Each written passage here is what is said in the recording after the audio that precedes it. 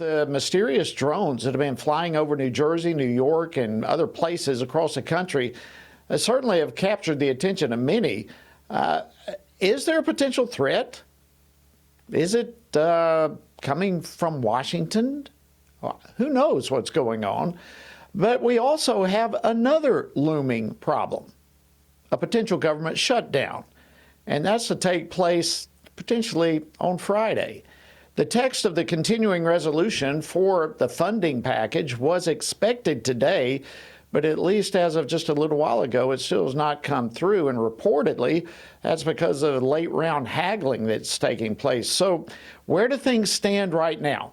Well, here to give us the latest is Congressman Chuck Fleischmann, who serves on the House Appropriations Committee and the Committee on Science, Space, and Technology. He represents the 3rd Congressional District of the great state of Tennessee. Congressman Fleischmann, welcome back to Washington Watch. Always great to see you, my friend. Thank you, Jody. Nice to see you. Merry Christmas. Thank you for your kind prayer, thoughtful prayer for the school in Wisconsin. Our prayers go out to those people. My sons were all privileged to go to private Christian schools in Chattanooga. They were great schools. We want our children to be safe. Thank you.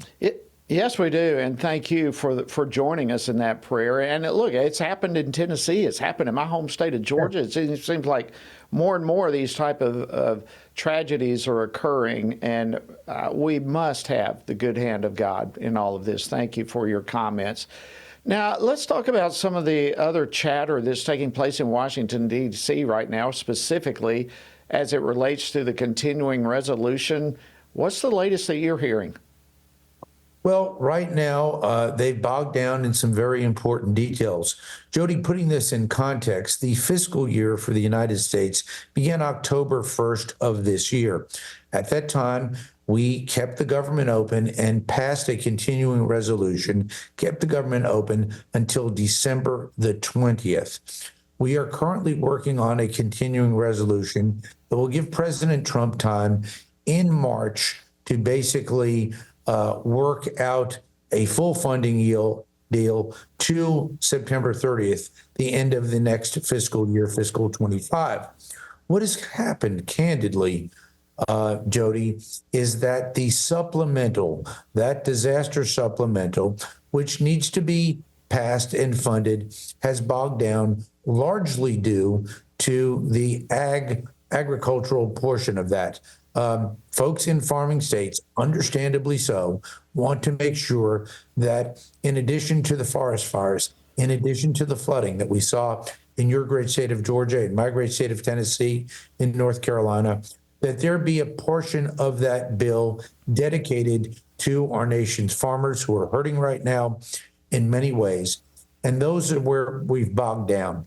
I thought that we would have text of a bill, candidly, by Sunday night that could have gotten us out of Washington, D.C. and back into our districts for Christmas by Wednesday. Now, with no bill there, it's looking more like late Thursday or Friday.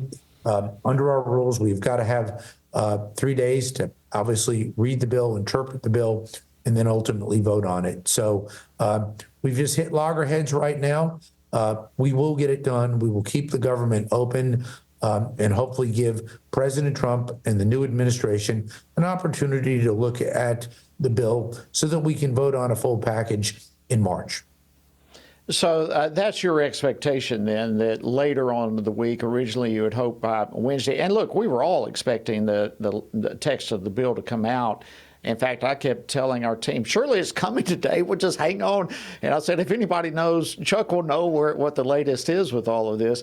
But do you expect then that now it's going to be Thursday or Friday before a vote comes to the floor? If that happens, obviously the text still has to come on out tonight or tomorrow. That's correct. A lot of the bill where there are agreements is already written, Jody, and that part is good. But this is a little bit different than the usual continuing resolution because it's got a very large disaster supplemental attached to it. That's going to make it easier for some members to vote for it. I understand that. But once they get final agreement, they will actually have to draft the actual final bill, post it, and give all members under House rules an opportunity to actually read it, go through it, comment on it, and then ultimately vote on it. But it will be later than ideal, probably Thursday, maybe potentially Friday now. Obviously, we want to get it done before the 20th. No one in this city wants to see a government shutdown. There won't be a government shutdown, but the reality is we're going to have to get it done, and it's just going to take longer due to the magnitude of the supplemental for disaster relief. Well, I had alluded to this coming into the program in the opening monologue and some comments, but Speaker Johnson and Minority Leader Hakeem Jeffries, from my understanding at least, they've both have been urged to include a measure in this CR that addresses the recent drone sightings, and I think that obviously speaks to the bipartisan dissatisfaction that everyone seems to have towards the government. What do you make of the response? Is that going to happen? The question is time. Homeland Security is one of the bills of the 12 appropriation bills where something could be put in for that, potentially under defense, but probably Homeland Security. As you know, Jody, I chair the Energy and Water Subcommittee of Appropriations, funds the Department of Energy, the Army Corps of Engineers, and the Bureau of Reclamation. There's not a lot of drama right there. Ours is largely done, but there could be something put in. Once again, the enemy becomes the clock, time. We've got to get something done sooner than later so that we can keep the government open, get everything funded, and then move on into the next year, next calendar year, at which time President Trump and his folks will be able to look at this with the new House, with the new Senate, and hopefully get it voted on for the rest of the fiscal bill until September 30th. Well, it's a very interesting process that's taking place. It seems like, and I've been there too, it seems like this always seems to happen right before Christmas. But the outcome should be vastly different this go around, and we're certainly praying for you and all your colleagues there, both in the House and the Senate.